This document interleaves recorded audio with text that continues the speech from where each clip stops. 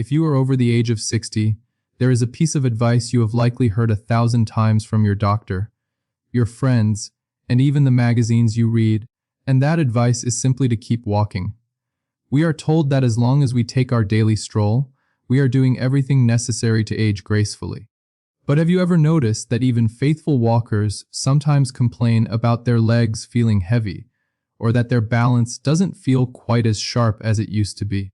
It is a frustrating paradox that I hear about constantly. You are doing everything right, you are putting in the miles, yet you might find yourself gripping the handrail a little tighter when you go down the stairs, or perhaps you feel a subtle unsteadiness when you step off a curb. There is a reason for this, and it is not just because you are getting older. It is because walking, as wonderful as it is for your heart and your mood, has a blind spot. It does not fully engage the specific muscles that act as the structural pillars of your body. In fact, relying solely on walking can sometimes mask a silent decline in lower body strength until it is too late to easily fix. Today, I want to share something with you that goes beyond the standard advice. We are going to talk about a tiny, almost invisible movement that you can do while waiting for the kettle to boil or while brushing your teeth, yet it holds the power to completely change the trajectory of your physical independence. It is about waking up a specific set of muscles that are often called your second heart. By the time we are done here, you will understand why ignoring this muscle group is a mistake and how spending just a few minutes a day focusing on it can lead to better balance, sharper brain function, and a level of energy you may not have felt in years. I want to welcome you into this conversation, and I am so glad you are here. If you are watching this, I would love for you to take a moment and let me know in the comments where you are tuning in from and what year you were born, because we are building a community of people who are choosing to age with strength and intention. Let's get right to the heart of the matter. We need to talk about your calves.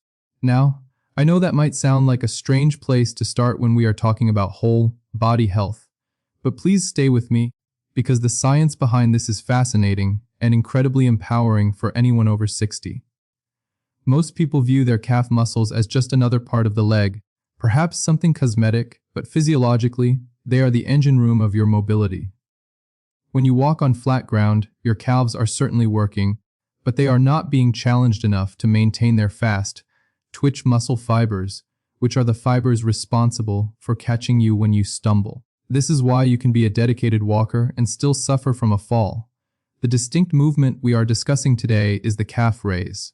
It sounds simple, almost too simple to be effective, but let me explain why this is the missing link in your healthcare routine. When you perform a deliberate calf raise, you are doing 6 distinct things for your body that walking simply cannot achieve on its own. Let's look at the first major benefit, which is functional everyday strength. I want you to think about your typical day. Think about reaching for a high shelf in the kitchen, or that moment of effort when you stand up from a deep sofa, or the push you need to get up a steep flight of stairs. All of these movements require a burst of power from the lower leg. As we age, if we don't specifically train for that power, we lose it. It is estimated that after age 50, we lose a small percentage of muscle mass every single year, and the lower body is usually the first to go. You might not notice it month by month, but eventually, it shows up as fatigue. You go to the grocery store, and by the time you are walking back to the car, your legs feel like lead. That is not inevitable aging, that is deconditioning. By integrating calf raises, you are rebuilding that launch pad. You are telling your body that you still need that power. Patients who add this into their routine often tell me that within a few weeks, tasks that used to feel exhausting suddenly feel lighter. It's as if they have taken a heavy backpack off their shoulders. This leads us directly into the second benefit, which is the flexibility and health of your ankle joints.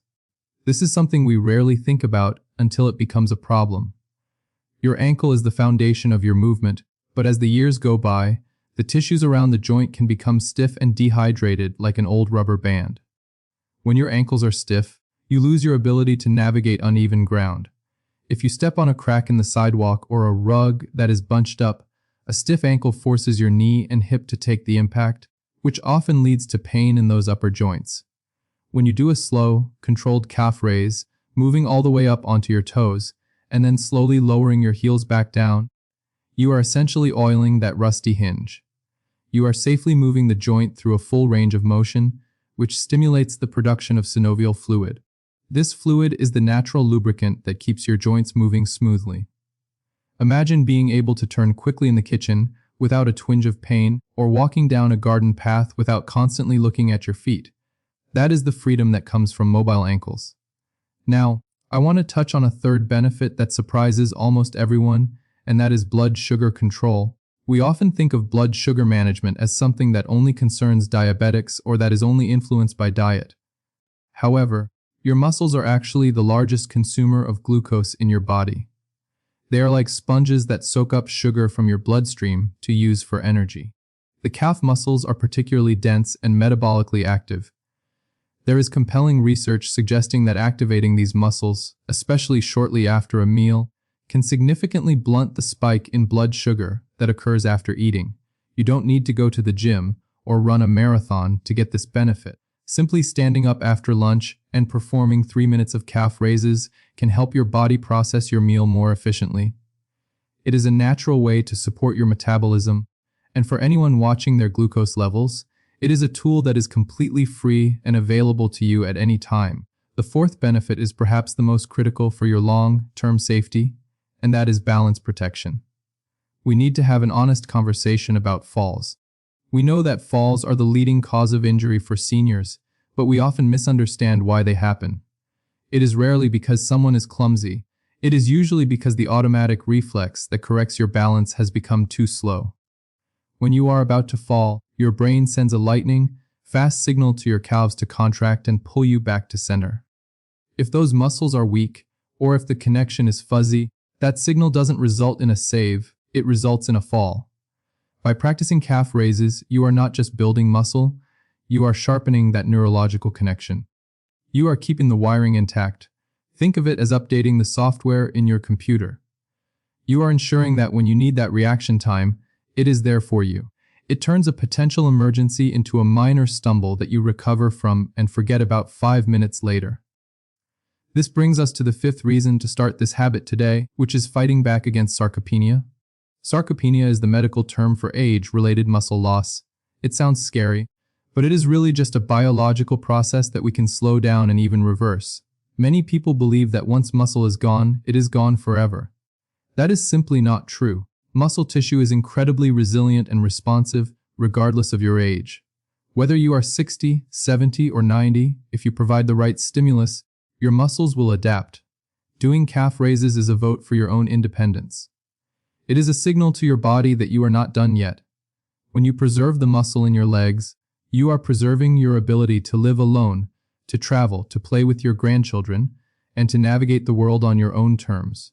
It is the ultimate form of self-care.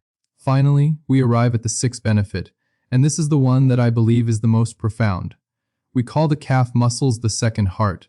For a reason, you see, your main heart in your chest is fantastic at pumping blood out to your body through your arteries. Gravity helps that process along. However, getting that blood back up from your feet to your heart is a much harder task because it has to work against gravity. Your body relies on a system of valves and muscle pumps in your legs to push that blood back up. If you are sedentary, or if those muscles are weak, the blood tends to pool in the lower legs. This is why so many seniors experience swollen ankles, cold feet, and even those dark, visible veins. But it goes deeper than that. When blood pools in the legs, it means there is less oxygenated blood returning to the heart to be pumped to the brain. This can contribute to feelings of brain fog, lethargy, and just feeling generally washed out. Every time you perform a calf raise, you are manually squeezing those deep veins and shooting that blood back up to your central circulation. You are assisting your heart. Many people report that after a few weeks of consistent calf raises, their ankles are less puffy, their feet feel warmer, and they have a clearer head. It is a circulation booster that rivals many medical interventions, and it is completely natural. So, how do we do this correctly? I want you to forget about the rapid, bouncing movements you might see athletes do. We are going solely for control and safety. I want you to find a sturdy counter, perhaps in your kitchen, or the back of a solid sofa. Stand tall, imagining a string pulling the top of your head toward the ceiling. Place your hands lightly on the support surface for balance. Position your feet about hip width apart. Now, slowly, and I mean slowly, lift your heels off the ground, rising onto the balls of your feet.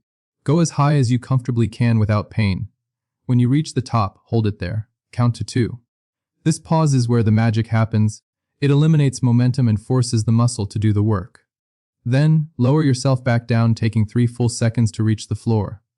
Do not crash down, control the descent. That is 1 repetition. Aim for 10 to 15 of these in a row. If you can do that twice a day, you are doing wonders for your body. If you have been doing this for a while and you want to advance, you can simply hold the position at the top for longer, perhaps 5 or 6 seconds. You will feel a gentle burn, and that is a sign that the muscles are waking up. However, please always listen to your body. If you have any history of foot surgery, severe balance issues, or medical conditions that affect your circulation, have a quick chat with your healthcare provider before starting. We want to build you up, not cause injury. Pain is not the goal, progress is the goal. It is easy to dismiss something so small. We are conditioned to think that health improvements require grand gestures, expensive memberships, or drastic lifestyle changes. But the truth is, health is built in the small, consistent moments. It is built in the 2 minutes while you brush your teeth. It is built in the commercial break of your favorite evening show. By adding this simple movement to your day, you are taking a proactive stance against the decline that society tells us is inevitable. You are choosing to keep your second heart strong. You are choosing to keep your balance sharp. You are choosing to keep walking, not just shuffling, but striding with confidence. I want you to try this today. Next time you are standing at the sink, do 5 slow calf raises. Feel the connection to the floor. Feel the blood moving.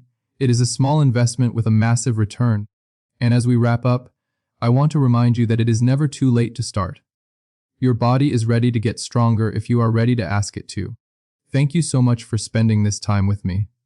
I really appreciate your attention and your commitment to your own health. If you found this explanation helpful, please consider sharing it with a friend or a family member who might need a little encouragement. Let's help each other stay steady, strong, and vibrant. I look forward to reading your comments and seeing you in the next discussion. Stay moving, stay curious,